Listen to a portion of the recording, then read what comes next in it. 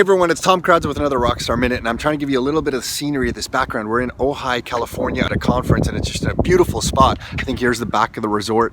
But anyway, I want to talk about this question that we got from someone that was kind of interesting. They told me that, they asked me, is now a good time to still buy Canadian real estate because, or should they just upgrade their family home? Because if they upgrade their family home, like let's say they're going to sell their family home, and it's like, in this particular example, it was like an 800,000, let's call it $1 million for simple math, like $1 million family home. And I know that that might sound pricey or whatever, but just stick with me because the concept applies to all price points. If they sell their $1 million home and prices just continue to go up like the way they're going up, won't they be in great shape with that $1 million home? Because that $1 million home will just go up to like 1.5 million or 2 million. You're good. Oh, you're good. If that just goes up to $2 million, isn't that an easier way to make money in real estate than trying to deal with becoming a landlord and dealing with income properties? And the trouble, and then I asked them this. I asked them if they know that the real estate market in Canada crashed back in 1990 really bad, but they had no concept of that idea.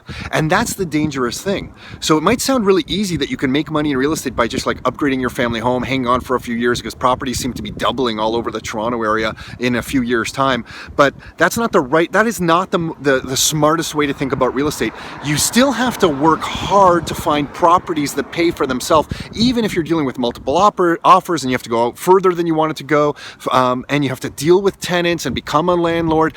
And the reason for that is if you find good properties that pay for themselves, even though that is getting constantly more and more difficult, in the time that a downturn does come, you're protected because there's a good chance, if you're buying smartly, that the property is still going to pay for itself even in a downturn. So even though the value goes down, the rent that you're going to be able to achieve on a property like that is going to pay for your costs, and you will survive the downturn. See, making money in real estate is less about timing the market and more about time in the market, and having a property that pays for itself is easy to hold on to. If you buy like $1 million property in hopes that it's going to 2 million and you kind of stretch yourself and it's not a property that you can really afford, what happens when it goes down to like $700,000 or maybe even $600,000? I mean, these things are a possibility. When our family bought a property back in 1990 to flip, it went from 750 to 450 in 4 months. So what happens if that happens again? So thinking about real estate from the easy way, although we would like to give everybody the easy way, it's not the best way to do it. It's not the best way to make money with properties,